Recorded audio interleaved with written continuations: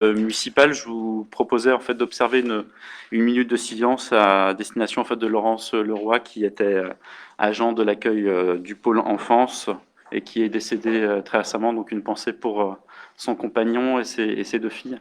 Donc je vous propose d'observer une petite minute de silence.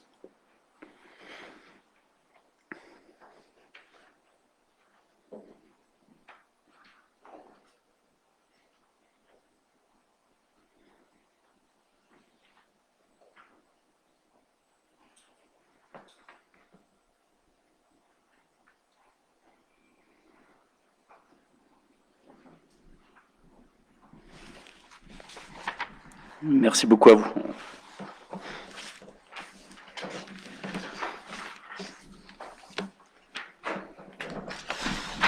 Voilà tout. Alors, l'air, ça fait du bien, mais ça fait des courants d'air.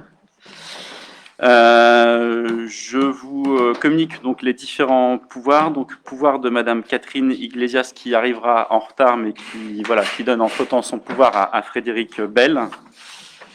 Le pouvoir de Elona Marteau à destination d'Arnaud Magloire. Le pouvoir de Léa Boisard à destination de Cécile Ribaille. Et puis ensuite le pouvoir de Jean-Michel Pouzin pour Monsieur Jean-Christophe Stoder. Je vous propose de procéder en fait à la désignation en fait, d'un secrétaire de séance. Donc, je propose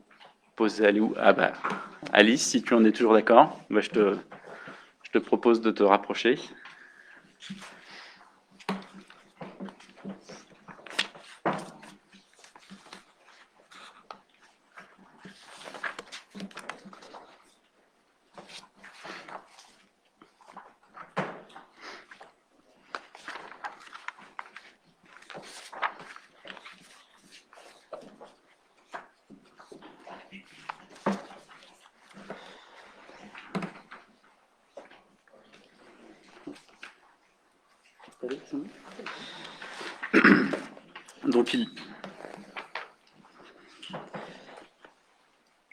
Donc il est 18h35, nous ouvrons cette séance.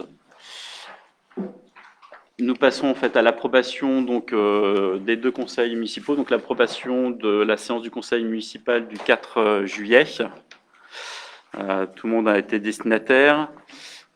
Je vous propose de passer directement au vote s'il n'y avait pas de remarques préliminaires. Est-ce qu'il y avait des votes contre, des abstentions? Je vous remercie. La même chose pour le conseil municipal du 10 juillet. Est-ce qu'il y avait des remarques, des votes contre, des abstentions? Merci.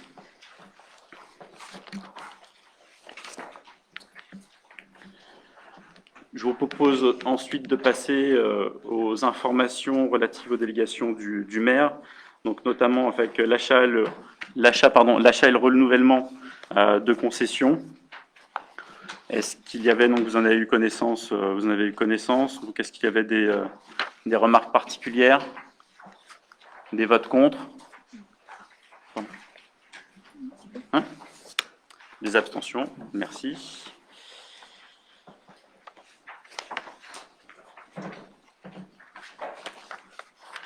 Sur l'information numéro 2, donc la liste des marchés publics notifiés. Alors, comme c'est une information, mais voilà. Est-ce qu'il y avait des remarques particulières sur ces différents points? Non? Bon, je vous remercie.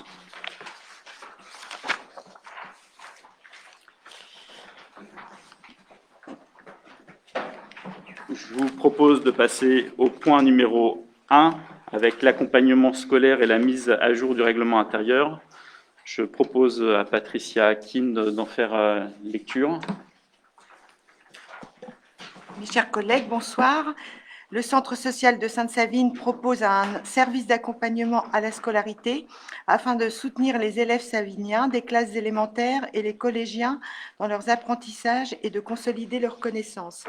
Les séances ont lieu chaque soir de la semaine, sauf le mercredi, en petits groupes encadrés par des éducateurs et des bénévoles sur le site de la Maison des Viennes. La reprise de l'activité aura lieu en octobre 2020 et dans cette optique, il vous est proposé une mise à jour du règlement intérieur du service. Donc, je ne vais pas reprendre tous les articles. Les articles modifiés sont en jaune ou grisé sur vos feuilles. Je vais m'attarder sur l'article numéro 2, puisque pour les périodes de vacances, des services d'accompagnement scolaire peuvent être proposés lors des vacances scolaires selon un planning communiqué préalablement aux périodes de vacances. Donc pour les vacances de 2 semaines, il y aurait 1 semaine sur les 2 et ça se passerait en demi-journée tous les matins. Je reprends l'article 3. Sur certaines soirées, afin de favoriser l'implication des familles, il est demandé aux parents d'assurer le transport des enfants jusqu'au lieu d'activité. Ensuite, l'article 4 qui est grillé C, il n'y a pas de modification sur le fond, simplement sur la forme. Ensuite, l'article 8, le comportement attendu. L'accompagnement scolaire est un service animé par des professionnels et des bénévoles qui donnent de leur temps pour favoriser l'apprentissage des enfants. En retour de cet investissement, un comportement attentif et respectueux des personnes et des lieux est attendu de la part des enfants et des jeunes. En cas de manquement constaté, les parents seront contactés par téléphone, puis par courrier. Si les débordements sont répétés, la collectivité pourra décider de l'exclusion de l'enfant ou du jeune en question. Donc, pour répondre à une question de M. Croquet en commission, l'exclusion, les manquements constatés, ce sera en fait en fonction de la gravité du manquement ou en fonction de la gravité de l'acte. Voilà. Donc aussi, mes chers collègues, il vous est proposé de bien vouloir valider la mise à jour du règlement intérieur du service accompagnement à la scolarité, dire qu'il sera applicable à compter de l'année scolaire 2020-2021 et autoriser Monsieur le maire à faire les démarches nécessaires et à signer toutes pièces utiles.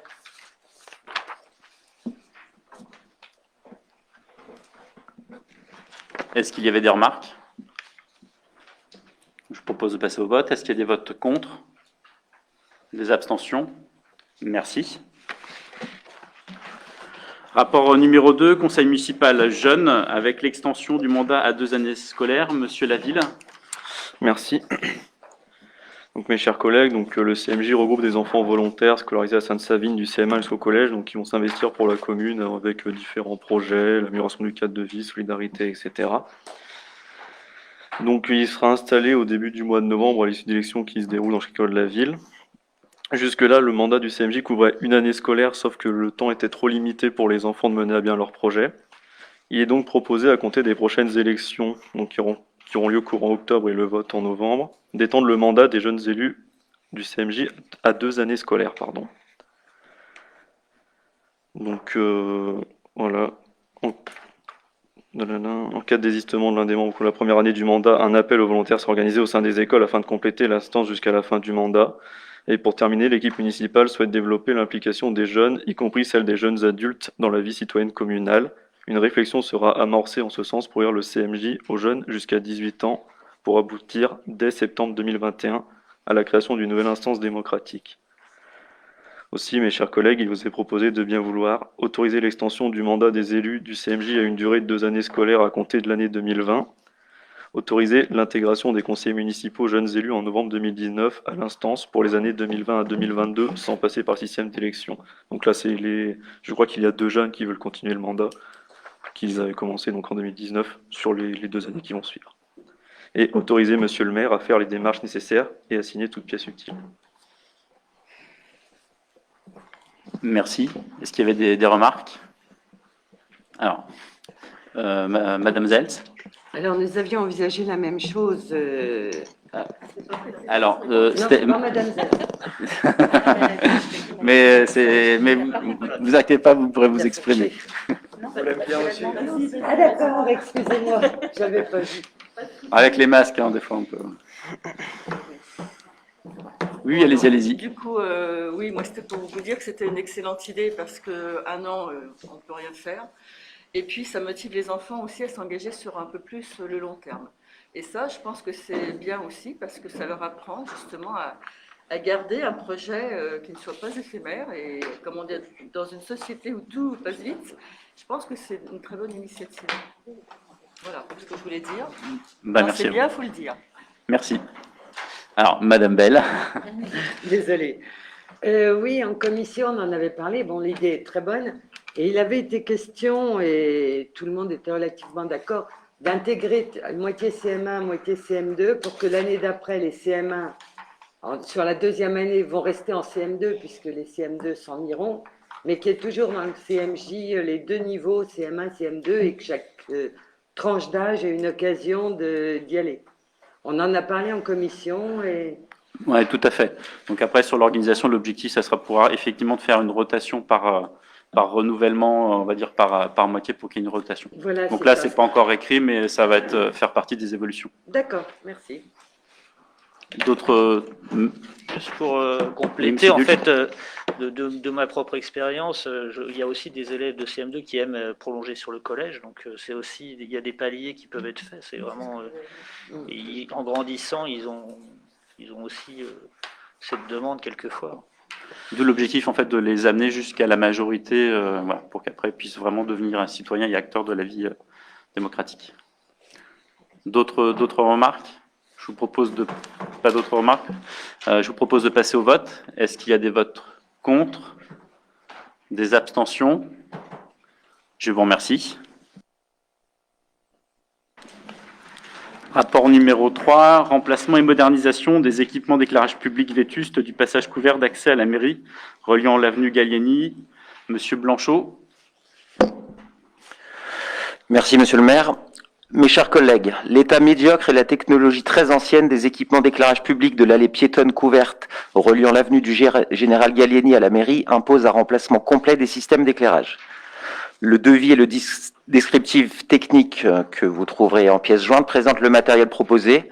Un choix a été effectué pour utiliser la technologie LED, offrant de ce fait la meilleure optimisation énergétique. Dans ce cadre, la ville adhère au syndicat départemental d'énergie de l'Aube et lui a transféré la compétence relative à la maîtrise d'ouvrage des investissements d'éclairage public et la maintenance préventive et curative des installations d'éclairage public. Les travaux précités incombent donc au SDEA.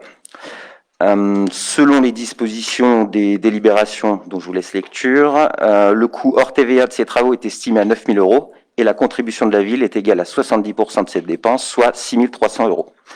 Afin de réaliser ces travaux, un fonds de concours peut être versé par la ville au SDEA en application de l'article L 5212-26 du CGCT. S'agissant de la réalisation d'un équipement, ce fonds de concours est imputable en section d'investissement dans le budget communal. Le conseil municipal, au vu de cet exposé et après en avoir délibéré, si vous le souhaitez, autorise monsieur le maire à solliciter le SDEA pour la réalisation des travaux définis ci-dessus, autorise monsieur le maire à engager le financement d'un fonds de concours au crédit du SDEA, maître d'ouvrage, sur présentation d'un décompte définitif dans les conditions légales, et s'engage à inscrire au budget correspondant les crédits nécessaires, précise que les équipements d'éclairage public précités, propriété de la ville, seront mis à disposition du SDEA en application de l'article L 1321.1 du Code général des collectivités territoriales. Monsieur le maire vous propose d'attribuer un fonds de concours au syndicat départemental d'énergie de l'eau pour financer l'opération suivante. Monsieur le maire propose d'amortir ce fonds de concours sur 7 ans à compter du 1er octobre 2020. Merci. Est-ce qu'il y avait des commentaires? Oui, Madame Zeltz. Oui, comme on en a parlé en commission urbanisme, ce serait bien aussi, mais comme en conseil c'est noté ce qu'on dit, de poursuivre avec le parvis de l'hôtel de ville, puisque l'éclairage est quand même très sombre, vous vous en rendrez compte cet hiver, et ça serait bien de faire une étude qui pourrait aussi du coup finaliser l'éclairage du passage. Voilà, c'est juste pour voir si dans l'avenir ça peut être pris en compte. Il y a effectivement du travail à faire sur l'éclairage, mais en tout cas on en prend bien bonne note. Merci beaucoup. D'autres remarques? Oui, pardon. On avait aussi parlé peut-être de détecteurs de mouvement pour les lumières. Oui, c'est sans réflexion effectivement pour optimiser aussi la gestion du flux lumineux et éviter en fait d'avoir des éclairages qui perdurent toute la nuit quand c'est pas nécessaire. Est-ce qu'il y avait d'autres remarques? C'était bon, nous pouvons passer au vote. Est-ce qu'il y a des votes contre? Des abstentions? Je vous remercie. Rapport numéro 4, rénovation des feux tricolores du carrefour Chanteloup, Thierry et Tarbarly. Je passe la parole à Monsieur Vivien. Merci, Monsieur le maire. Mes chers collègues, il y avait lieu de prévoir la rénovation des feux tricolores du carrefour Chanteloup-Thierry-Tabarly avant la rentrée scolaire afin de garantir la sécurité des enfants qui fréquentent la maternelle et l'école Georges Guingouin, ainsi que ceux du collège Langevin. La ville adhère au syndicat départemental d'énergie de l'Aube, SDEA. Elle lui a transféré la compétence relative à la maîtrise d'ouvrage des investissements d'éclairage public, de signalisation lumineuse et de mise en lumière, ainsi que la maintenance préventive et curative dans les mêmes domaines. Les travaux précités incombent donc au SDEA. Ils comprennent la dépose des mâts, les feux tricolores, enfin je passe, et les appareils d'éclairage qui ont été mis en place sont également des éclairages à LED. Selon les dispositions des délibérations du numéro 9 du 22 décembre 2017 et numéro 11 du 16 mars 2018 du bureau du SDEA, le coût hors TVA de ces travaux est estimé à 21 300 € et la contribution de la ville serait égale à 70% de ces dépenses, soit 14 910 €.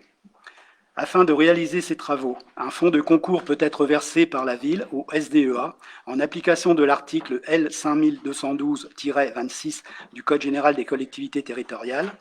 S'agissant de la réalisation d'un équipement, ce fonds de concours est imputable en section d'investissement dans le budget communal. Le Conseil entendu cet exposé et après en avoir délibéré, petit 1 demande au SDEA la réalisation des travaux définis ci-dessus par Monsieur le maire. Petit 2 s'engage à ce qu'un fonds de concours soit versé au SDEA maître d'ouvrage sur présentation d'un décompte définitif dans les conditions des délibérations numéro 9 du 22 décembre 2017 et numéro 11 du 16 mars 2018 du bureau du SDEA. Ce fonds de concours est évalué provisoirement à 14 910 €. Petit 3 s'engage à s'inscrire au budget correspondant les crédits nécessaires. Et petit 4 précise que les installations de signalisation lumineuse précitées, propriété de la ville, seront mises à disposition du SDEA en application de l'article L. 1321.1 du Code général des collectivités territoriales. Monsieur le maire vous propose d'attribuer un fonds de concours au syndicat départemental d'énergie de l'Aube pour financer l'opération suivante. Monsieur le maire propose d'amortir ce fonds de concours sur 15 ans à compter du 1er janvier 2021. Merci. Est-ce qu'il y avait des remarques sur ce point? Oui, Monsieur Just. Oui, monsieur le maire, bien évidemment, il faut renouveler les feux et puis la sécurité de nos enfants, où il y a beaucoup de circulation cyclistes, pédestres dans ce carrefour. Et je pense qu'il faudra peut-être aller vers une réflexion un peu plus sécuritaire aussi sur ce carrefour, notamment sur la piste cyclable, parce qu'il y a beaucoup d'enfants qui sont motorisés ou avec des trottinettes. Et je pense que ça serait intéressant d'aller vers une réflexion plus importante sur la partie sécurité, notamment entre la rue Tabarly et le collège. On en prend bonne note. Merci. D'autres commentaires? Non? Je vous propose de passer au vote. Est-ce qu'il y a des votes contre? Des abstentions? Je vous remercie. Rapport numéro 5. Donc toujours Monsieur Vivien, sur la convention relative à l'exécution d'une étude préalable à la réhabilitation d'une installation d'assainissement non collectif réalisée dans le cadre de l'opération groupée de réhabilitation réalisée dans la commune de Monceau-les-Vaudes. Merci Monsieur le maire. Mes chers collègues, dans le cadre de l'opération groupée de réhabilitation réalisée dans la commune de Monceau-les-Vaudes, la commune de Sainte-Savine, propriétaire à Monceau-les-Vaudes, peut bénéficier des aides de l'Agence de l'eau Seine-Normandie pour l'exécution d'une étude préalable à la réhabilitation d'une installation d'assainissement non collective. Cette étude préalable est aidée financièrement à hauteur de 50% du montant hors taxe par l'Agence de l'eau Seine-Normandie, soit un restant à charge pour la ville de Sainte-Savine de 311,70 € TTC par étude. La ville de Sainte-Savine possède 3 bâtiments, le château, ses annexes et la maison du gardien. Une étude étant réalisée par installation, le coût total serait de 935,10 € TTC. Le service public d'assainissement non collectif du SDDEA s'engage à réaliser l'étude de projet, fournir à l'issue de l'étude un dossier complet, contracter toute assurance utile, notamment une assurance de garantie décennale. Ces études devront être fournies au potentiel futur acquéreur dans le cadre de la vente du château, ses annexes et de la maison du gardien. Aussi, mes chers collègues, il vous est proposé d'approuver les conventions ci-jointes, d'autoriser Monsieur le maire à signer cette convention ainsi que toute pièce utile. Merci. Est-ce qu'il y avait des commentaires sur ce point? Je vous propose de passer au vote. Est-ce qu'il y a des votes contre? Des abstentions? Je vous remercie. Donc, rapport suivant, rapport numéro 6, les tarifs de l'école municipale de musique et de danse pour 2020-2021. Jean-Christophe. Merci, monsieur le maire. Mes chers collègues, les tarifs trimestriels pour l'année scolaire 2019-2020 de l'école municipale de musique et de danse ont été arrêtés par délibération du 5 juin 2019. Il vous est proposé pour l'année scolaire 2020-2021 de reconduire ces tarifs trimestriels avec engagement annuel, à savoir, alors je ne vous fais pas la lecture de tous les tarifs, vous retrouverez les tarifs par section, éveil, initiation, parcours diplômant, parcours non diplômant. L'idée, c'est de maintenir les tarifs existants par rapport à l'année actuelle. Je dois vous préciser qu'en commission, nous avons a été soumis l'idée, la proposition par M. Croquet d'éventuellement de réfléchir à des tarifs à partir du deuxième enfant. Donc l'étude est actuellement en cours et nous reviendrons vers vous, mes chers collègues, pour vous donner le résultat de cette étude, notamment en commission. Aussi, mes chers collègues, il vous est proposé de bien vouloir adopter les tarifs indiqués dans les tableaux ci-dessus. Merci, Monsieur Stoner. Est-ce qu'il y avait des commentaires? Je vous propose de passer au vote. Est-ce qu'il y a des votes contre?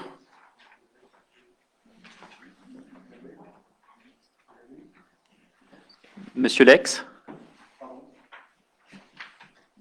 J'ai transmis la feuille d'élargement. C'est pour vous reveniez vers nous. Voilà. Donc, je reprocède au vote. Donc, est-ce qu'il y avait des votes contre? Des abstentions? Je vous remercie. Rapport numéro 7, par Madame Chaudet, ouverture et travail du dimanche dans les commerces, dérogation au repos dominical 2021. Merci, Monsieur le maire. Mes chers collègues, je vous présente le rapport numéro 7 concernant le repos dominical dans les commerces pour l'année 2021. Les conditions d'ouverture dominicale sont encadrées par la loi du 6 août 2015. Cette délibération conditionne en effet la signature de l'arrêté municipal autorisant les commerçants à ouvrir le dimanche sur notre commune, sachant que la liste des dimanches est arrêtée avant le 31 décembre pour l'année suivante. Nous avons été informés par les différents directeurs commerce de leur dérogation pour leur repos dominical. Vous retrouverez ces dates dans ce rapport. Le directeur de Lidl, ne souhaitant pas de dérogation, il continuera à ouvrir les dimanches avec ses horaires habituels de 8h30 à 12h30. Le nombre de ces dimanches excédant pour l'année 2021 et la ville de Sainte-Savine souhaitant y apporter une suite positive, il vous est donc proposé de solliciter l'avis de Troyes-Champagne Métropole avant que le conseil communautaire délibère sur ces calendriers des ouvertures dominicales, d'autoriser Monsieur le maire ou son représentant à prendre un arrêté fixant le calendrier des ouvertures dominicales sur la commune pour l'ensemble de l'année 2021. Merci. Est-ce qu'il y avait des questions ou des remarques sur ce rapport?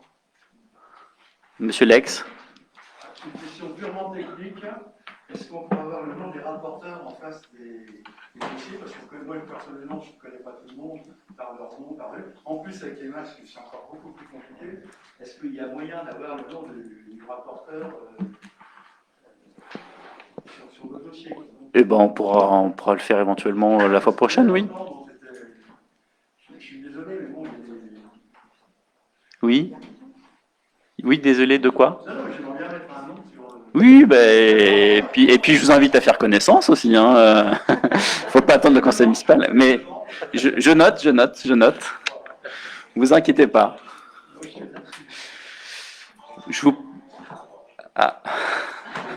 On vous attend.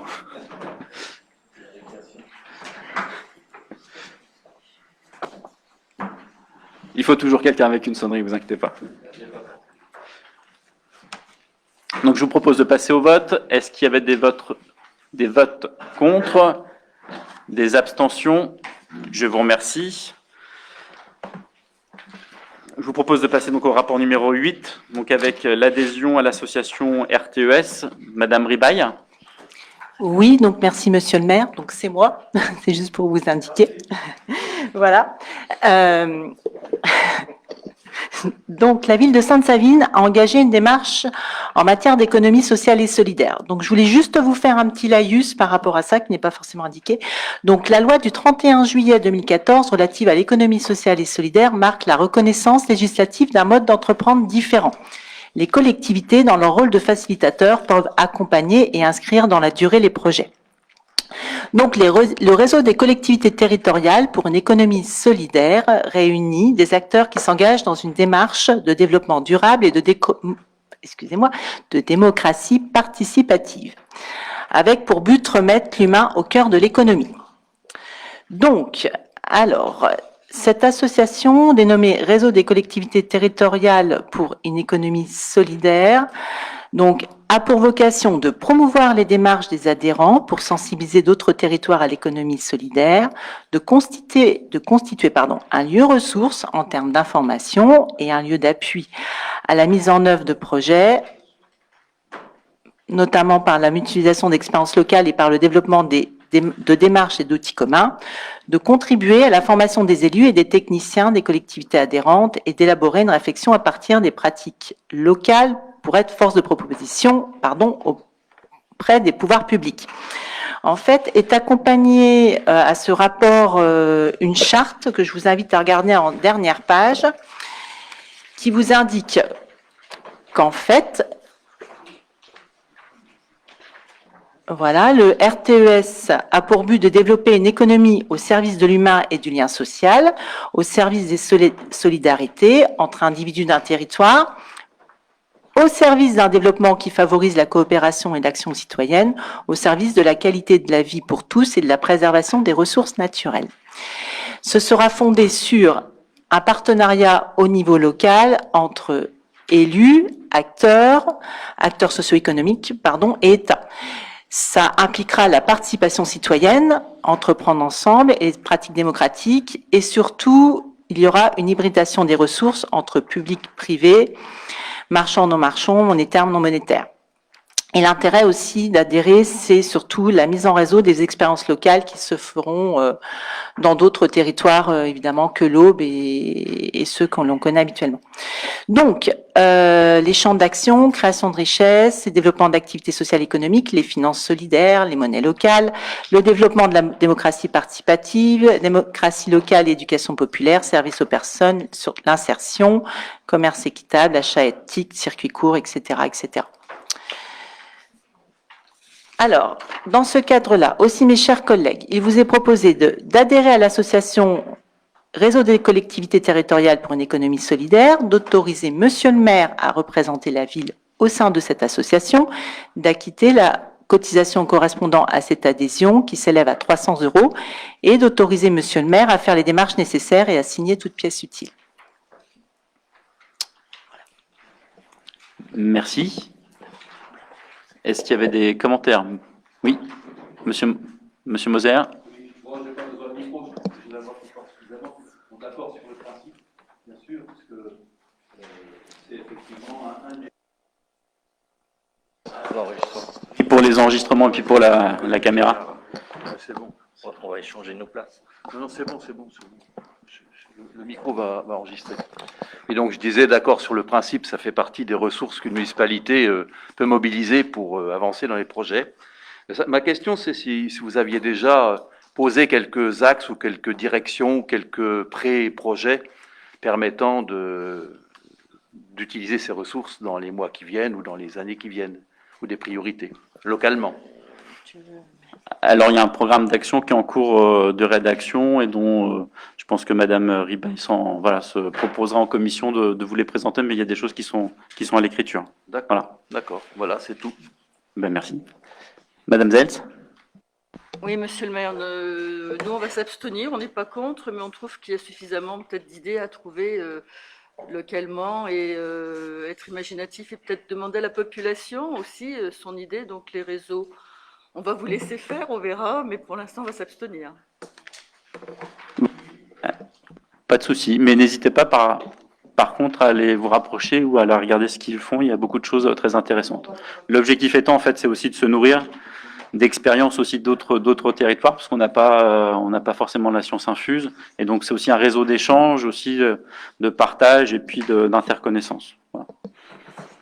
Mais j'en prends bonne note. S'il n'y a pas d'autres, Monsieur Bossuat. Oui, merci. Alors, effectivement, il n'y a pas de souci là-dessus. Je rejoins Anne-Marie. J'ai juste un petit souci au niveau de la solidarité avec l'écriture inclusive. Juste si vous pouvez leur faire remonter que ça peut poser problème à certaines personnes de la société. Voilà, c'est juste ça. Je vois la charte. Moi, ça me dérange un peu d'avoir de l'écriture inclusive. Merci. On pourra leur faire remonter, voilà. Merci. D'autres commentaires? Je vous propose de passer au vote. Est-ce qu'il y a des votes contre? Des abstentions? Donc 3 abstentions. Je vous remercie. Rapport suivant, rapport numéro 9, à propos de la société publique locale SPL XDMAT, avec un renouvellement de convention. Monsieur Blanchot. Merci, Monsieur le maire.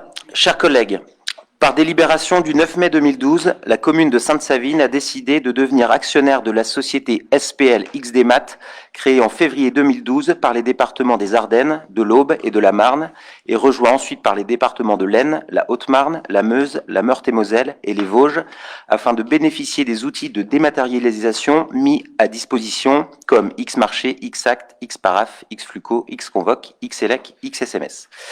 À cette fin, elle a acheté une action de la société, désigné son représentant au sein de l'Assemblée générale, votre serviteur en l'occurrence, approuvé les statuts de la société SPL XDMAT et le pacte d'actionnaires, signé une convention de prestations intégrée et verse chaque année une cotisation à la société. Cette convention étant arrivée à expiration, il convient pour continuer à bénéficier des outils de dématérialisation proposés par la société de la renouveler en signant une nouvelle convention. Les tarifs de base n'ont pas changé depuis sa création et de nouveaux outils sont chaque année développés. Après examen du projet de convention proposé pour une durée de 5 ans, Monsieur le maire demande au conseil municipal de bien vouloir approuver la signature de cette convention avec la société SPL XDMAT. Il convient de rappeler que la collectivité exerce différents contrôles sur cette société, un contrôle direct via son représentant à l'Assemblée départementale, un contrôle indirect via le représentant au sein du conseil d'administration de la société. Vu le Code général des collectivités territoriales dans ses articles, dont vous trouverez les références, vu les statuts et le pacte d'actionnaires de la société SPL XDMAT, vu le projet de convention de prestations intégrée, le conseil municipal, après examen, décide d'approuver le renouvellement rétroactivement à compter du 31 décembre 2017 pour 5 années de la convention de prestations intégrée entre la collectivité et la société SPL XDMAT, afin de continuer à bénéficier des outils de dématérialisation mis par la société à disposition de ses actionnaires. D'autoriser Monsieur le maire à signer la convention correspondante dont le projet figure en annexe et toute pièce utile. Merci Monsieur Blanchot. Est-ce qu'il y avait des remarques particulières sur ce point? Non? Je vous propose de passer au vote. Est-ce qu'il y a des votes contre? Des abstentions? Je vous remercie. Je vous propose de passer au rapport numéro 10, notamment le recensement partiel de la population 2021 avec la rémunération des agents recenseurs. Madame Gultequin. Mes chers collègues, la poursuite du recensement partiel sur un échantillon de 8% de la population va se dérouler sur le premier trimestre 2021. Il est proposé d'attribuer une augmentation d'environ 2% à la rémunération des agents recenseurs. Les différentes rémunérations sont indiquées dans le rapport, je ne les relis pas. Mes chers collègues, il vous est proposé de fixer les diverses rémunérations aux tarifs indiqués sur le document et d'inscrire la somme correspondante au budget primitif 2021 de la ville. Merci. Est-ce qu'il y avait des remarques? Je vous propose de passer au vote. Est-ce qu'il y a des votes contre? Des abstentions? Je vous remercie. Rapport numéro 11, Association Jeunesse pour demain, convention de financement. Monsieur Bernier.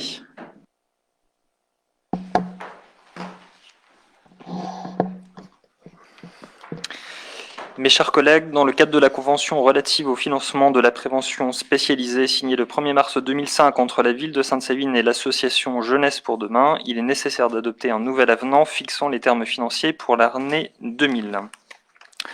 Il est à noter que la modification concerne uniquement les personnels et ne modifie en rien les équivalents temps plein.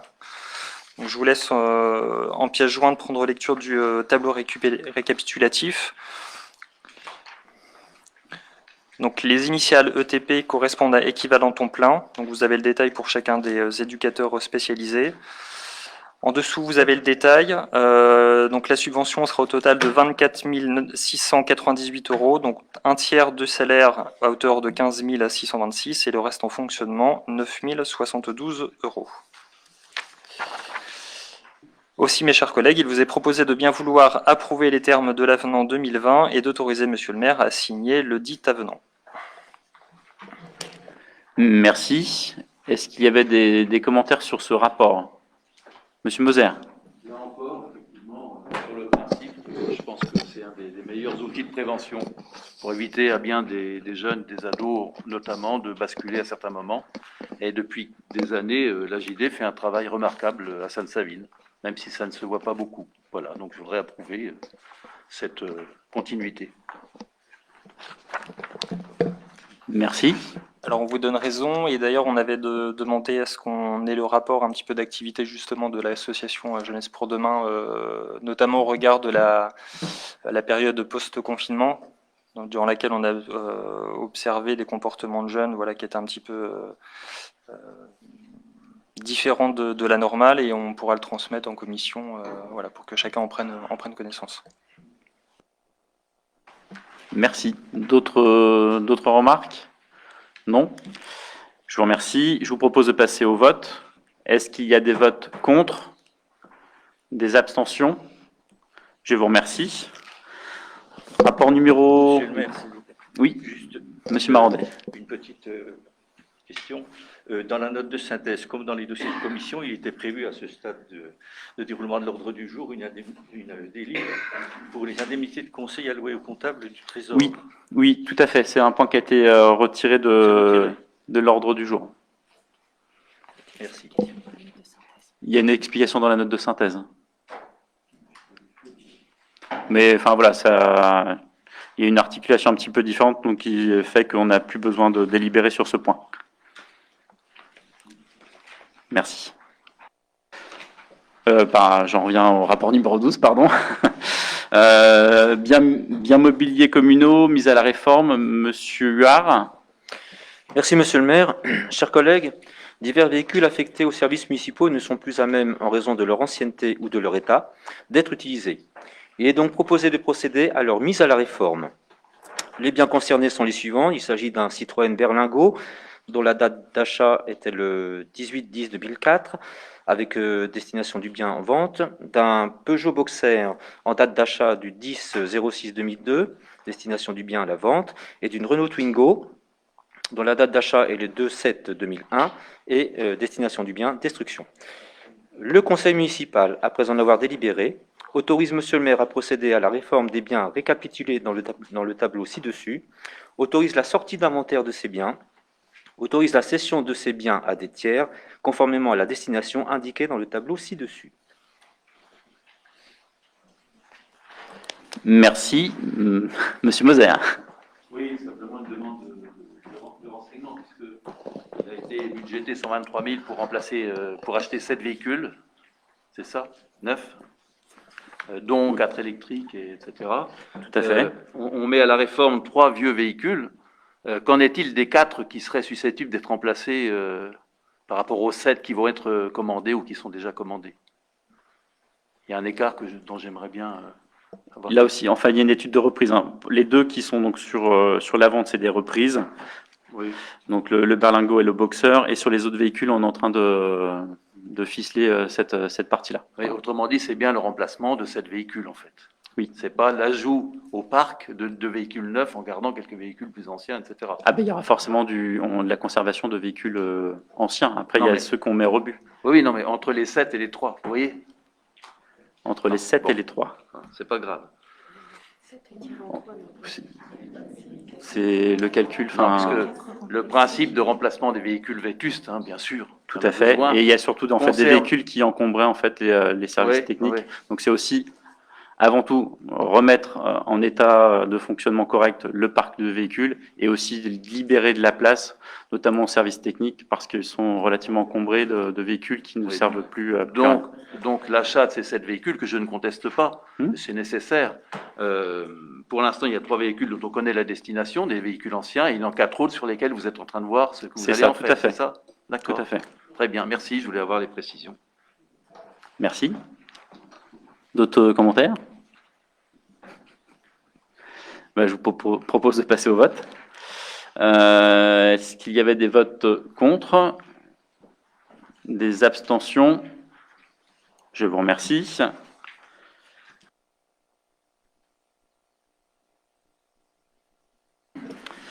Rapport donc, numéro 13, aide aux entreprises, donc notamment en fait la possibilité pour les collectivités locales, notamment la collectivité de Sainte-Savine, d'abonder au fonds de solidarité en faveur des entreprises de leur territoire. Alors je vous fais grâce d'un certain nombre d'articles de loi, des décrets, des ordonnances. En tout état de cause, dans le cadre de l'état d'urgence sanitaire, l'État a donné la possibilité aux collectivités d'abonder en fait le fonds de solidarité. Donc c'est un fonds d'État qui a été instruit donc par les DDFiP et les services de l'État. Et en complément, donc il y a eu plusieurs vagues, une vague 1, une vague 2, et là est proposé un volet 2 bis. Et donc il y a la possibilité en fait pour la collectivité d'abonder en fait la contribution du fonds de solidarité sur une enveloppe qui vous est proposée avec différents montants. Donc là, nous avions une proposition à vous faire d'une enveloppe complémentaire de 1 500 € avec un état estimé sur un montant total de 24 000 €, sur un budget global de 24 000 € qui pourra être révisé. Alors c'est un dispositif qui s'est fait assez rapidement puisque la fenêtre de tir pour les entreprises était relativement réduite et on n'avait pas non plus le potentiel global d'entreprises qui pouvaient être touchées sur notre territoire. Monsieur Moser? Oui, par rapport à ça, effectivement, réellement, là, la commune n'a pas la main. Elle contribue à un fonds dont elle ne maîtrisera pas ni les critères ni les modalités d'attribution. C'est le fonds de c'est les critères du fonds de solidarité. Voilà. Ça veut dire qu'on ne peut pas savoir quelles sont les entreprises qui ont des chances d'être éligibles à ce genre d'aide. On a essayé de voir quelles étaient les entreprises, mais pour le coup, la DDFiP ne nous a pas communiqué les Avec entreprises. une question concernant les entreprises, est-ce que les entreprises non seulement localisées à Sainte-Savine-Aglo, les entreprises du parc du Grand 3 sont concernées? Elles sont bien sous le même code? Oui, sur la domiciliation. Vous imaginez qu'on est là sur du... C'est pour ça qu'en fait, on a mis un... Oui. Ça va laisser des limites. Ça va laisser beaucoup de frustrés. Mais bon, je voulais dire les limites de cette opération. C'est pas un reproche. On les fait en fait. L'objectif étant aussi sur le dispositif, c'est qu'il y a à la fois donc nous en tant que collectivité locale, mais aussi éventuellement aussi TCM qui pourra abonder qui pourra faire le complément. Nous, c'est aussi un marquage au niveau de la collectivité locale de Sainte-Savine pour aider et abonder ce fonds. Après, on le fait avec le taux d'effort qu'on peut. Oui, donc c'est valable sur 6 mois. En fait, les deux, c'est une aide entre guillemets one shot par rapport aux dossiers qui ont été instruits et validés par la DDFiP. Ouais. Donc voilà, je voulais dire les limites de cette opération actuelle, c'est tout. On fait comme il est possible. D'autres remarques, Madame Zels? Et moi, je voulais savoir si vous n'aviez pas néanmoins un moyen pour orienter un peu ou dire si vous avez connaissance d'entreprises vraiment en difficulté sur le territoire. Non, vous n'avez pas moyen du tout de Alors, donner des pistes. On peut, après, c'est la compétence économique qui est quand même plutôt normalement du ressort de TCM. Après, ce que nous, on peut faire, c'est quand on a des contacts d'entreprises qui viennent nous approcher, c'est de les orienter vers les bons interlocuteurs.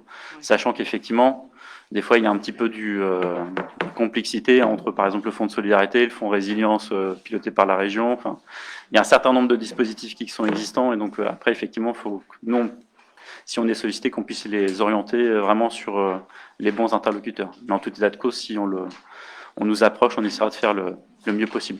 En tout cas, les services de TCM pourront orienter si besoin, et puis aussi la CCI. Ouais, j'ai une autre question. Et vous avez moyen de faire connaître ce dispositif aux entreprises saviniennes pour que justement elles puissent réagir? On fera une petite opération de communication, sachant que là, en fait, sur cette partie-là, en l'occurrence, ça sera compliqué puisque les dépôts, ils sont déjà, enfin, la fenêtre de tir pour déposer les dossiers, il fallait déjà être éligible au volet 2.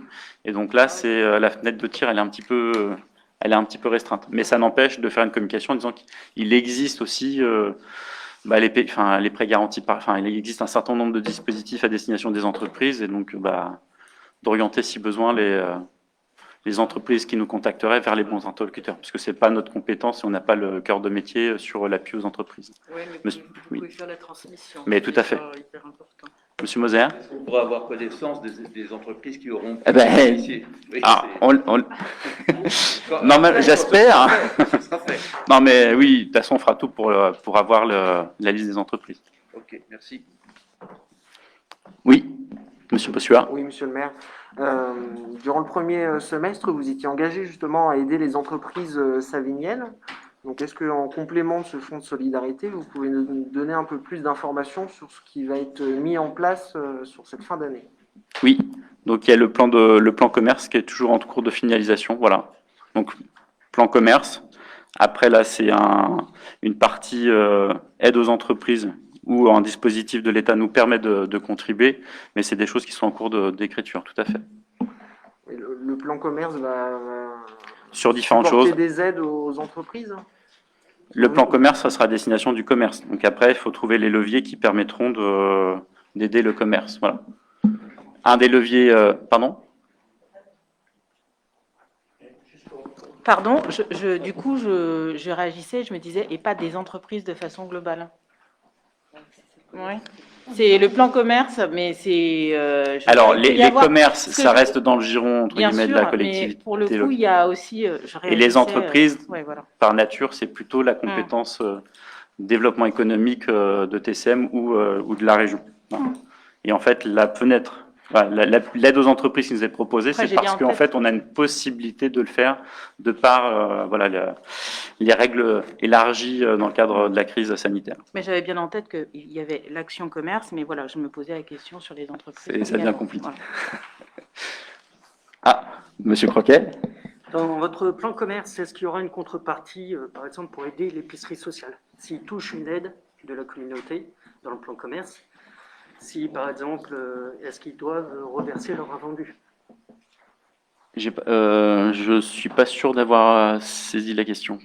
Excusez-moi. Si, je ne sais pas, un boulanger touche une aide du plan commerce, est-ce qu'il doit reverser une partie à l'épicerie sociale en contrepartie? Non. Enfin, faut pas mettre de contrepartie, sachant qu'en fait, on a des commerçants qui jouent le jeu et qui font des choses sans obligation et qui font des choses à destination de l'épicerie sociale. Et c'est encore mieux quand on le fait de manière volontaire plus que de manière coercitive ou autre.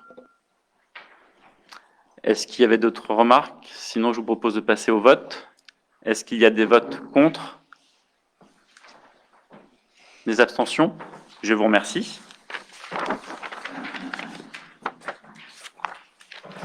Donc, rapport numéro 14, budget principal avec une décision modificative. Donc, la décision modificative qui est en lien en fait avec le rapport précédent, avec notamment en fait la ventilation en fait de l'aide qui est du. Oui, c'est ça, c'était les 24 000. Oui, c'est ça. C'est notamment en fait sur l'enveloppe qui est proposée d'affecter sur l'aide aux entreprises une écriture en fait donc de l'opération, un transfert en fait des opérations aménagement du territoire à destination du soutien commerce de proximité. Voilà. Donc il y a juste cette écriture là qui est indiquée. Est-ce qu'il y a des remarques particulières sur ce point? Donc c'est juste une écriture. Donc des votes contre, des abstentions. Je vous remercie. Alors juste avant, il reste une question diverse. Alors juste, je vais vous faire lecture d'une question. Et il y a normalement un document à la signature qui passe. Donc ne partez pas avant d'avoir signé le document, surtout. Donc question nous a été rapportée donc par Monsieur Lex notamment. Je vais vous en faire lecture. Ah, vous faites la lecture, Monsieur Lex.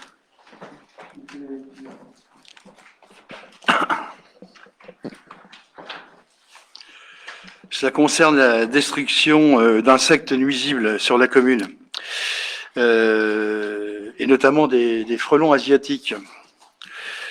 Alors, nuisible très invasif, le frelon asiatique a été observé pour la première fois en France dans les années 2000. Il a depuis colonisé la quasi-totalité de notre territoire, et ce d'autant plus rapidement qu'il ne compte pas ou peu de prédateurs.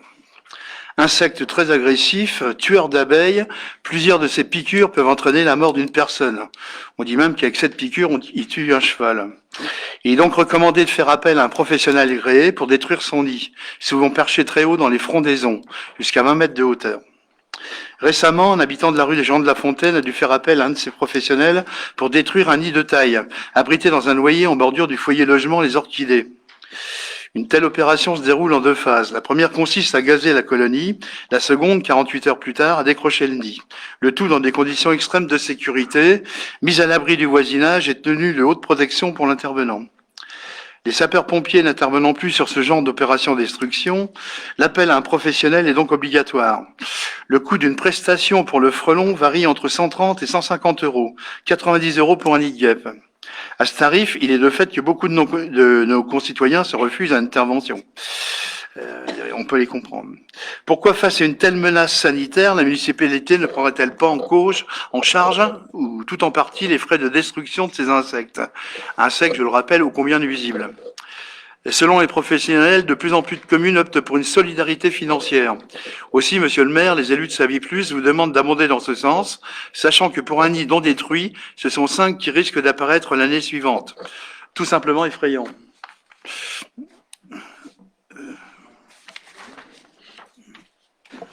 Pardon. Merci pour cette question. Alors, je ne vais pas faire un rappel de l'historique de l'arrivée du frelon asiatique en France ni dans d'autres régions, sachant qu'en fait, c'est pas non plus sur la région Grand Est, on n'a pas une présence globale sur l'ensemble du territoire, mais on sait que voilà, il y a des premières observations dans l'Aube, la Marne, la Meurthe-et-Moselle, pour rappel, donc, le frelon asiatique est peu agressif pour l'homme lorsqu'il est solitaire. Sa piqûre n'est pas plus dangereuse que celle d'une guêpe ou d'une abeille. On s'est rapproché en fait des Fredons du Grand Est. Donc c'est une association spécialisée sur la thématique en lien avec les groupements de défense sanitaire apicole départementaux qui travaillent à la mise en place d'un dispositif de surveillance régional. Pour faire court, et puis vous aurez la réponse écrite complète, il n'y a pas d'aide à l'heure actuelle, sachant que si on doit faire des interventions sur notre territoire, sur l'espèce du frelon asiatique, on ne peut pas faire de traitement. Il n'y a de sens que si on a une vision plutôt sur centre de vie ou communautaire. C'est-à-dire que si on mène des aides sur la ville de Sainte-Savine, ça n'aurait du sens que si on fait un traitement global et des opérations globales au niveau de l'agglomération. Voilà. C'est ce qui a pu être constaté là-dessus, c'est si on fait une lutte Et donc une indemnisation, enfin voilà, on va pas le faire on va pas le faire tout seul dans notre coin. Il faut que ça soit de manière concertée avec les autres collectivités. On peut étudier. Là, j'ai pas de réponse à vous dire si c'est oui ou c'est non. Il faut qu'on regarde ce qu'il en est. En tout état de cause, voilà, si on s'empare du problème, il faudra le porter de manière plus large sur l'ensemble des territoires de l'agglomération. Alors normalement, Ah, vous êtes spécialiste du frelon asiatique? Au département, on a abondé une étude importante justement sur la région Grand Est pour savoir dans notre zone à nous, tous ces petits animaux nuisibles qui nous gâchent la vie, les tiques, les frelons. Donc on va avoir une vraie étude qui va repérer justement l'importance de réagir par rapport au secteur. Donc c'est quelque chose qui est en route. C'est quelque chose sur lequel on aura des informations et je pourrais vous tenir au courant parce qu'il y aura sûrement à ce moment-là aussi des interventions possibles. Et donc ça vaudrait le coup aussi à ce moment-là de voir ce qu'il en est aussi sur notre territoire et sur les autres territoires de l'agglomération. Donc pour l'instant, je ne vais pas vous dire on va dire oui à une aide ou non à une aide. Il faudrait qu'on regarde un petit peu aussi là où ça peut nous emmener. Vous avez encore le temps de la réflexion, monsieur le maire, puisque là, on rentre dans une période automnale et hivernale qui n'est pas sujette au genre de développement. Cela dit, je me suis renseigné sur les bestioles. Il restera une reine toujours dans un nid qui a été détruit, et ça se multiplie, et ça se multiplie à l'infini et très rapidement. Moi, mon argument, c'est de dire, bon, il y a des gens qui pourront pas mettre 150 € pour... Il y a des gens qui vont faire le mort, tout simplement, en disant, bon, attendez, c'est pas... Et ça, on peut le comprendre. Donc, alors, je ne savais pas que le département... J'entends bien, c'est pour ça que ça mérite peut-être de creuser la thématique. Voilà. C'est quand même une vraie question aussi de alors là, on va clore, parce que normalement, c'est sécurité sanitaire. c'est plutôt une question diverse et on ne va pas faire un débat sur le frelon asiatique ce soir. Alors, Monsieur Bossuat, juste pour clôturer. Oui, je ne parlerai pas du frelon, je veux juste souhaiter la bienvenue à vos directrices de cabinet. Donc on découvre aujourd'hui la présence, on aurait aimé juste avoir une présentation ou l'information au préalable, mais je lui souhaite la bienvenue au sein du conseil municipal, parce que j'imagine qu'on aura des échanges en direct. Voilà, bienvenue. On pourra la faire juste après le conseil municipal. Non, ça soulève pas forcément sur les questions de frelons. Enfin, je pense qu'on a clôturé le dossier. On a clôturé. Non, mais c'est un sujet sérieux, hein, monsieur le maire. C'est pas. Ah mais j'entends bien, mais vous avez entendu ma réponse. C'est un sujet sérieux. Quand vous avez des petits enfants qui jouent dans le jardin, c'est pareil pour tous les nuisibles. Ça détruit quand même toutes les ruches, les frelons asiatiques. En plus, non, mais c'est pour ça qu'aussi ça mérite. On va pas faire de réponse à l'emporte-pièce. Je suis pas spécialiste du frelon. Voilà. En tout cas, Ça veut dire que Monsieur Moser, en fait. Oui, alors, je ne sais pas si vous vous rappelez comment fonctionne un conseil municipal. Il y a quelqu'un qui pose une question. Le maire y répond. Oui, je connais les six. Voilà. Si vous vouliez me donner un petit peu une phrase, non. Voilà. C'est pas sympa. Non, bah non. La chose. Je vous remercie. Il y a des règles à respecter, monsieur Moser. Je vous en prie. Je vous remercie. L'ordre du jour étant éteint, je vous propose de lever la séance. Tout le monde avait signé les documents? Oui. Eh ben, je vous remercie. Et puis pour celles et ceux qui souhaitent faire la connaissance de Madame Well, n'hésitez pas. Très bonne soirée à tous.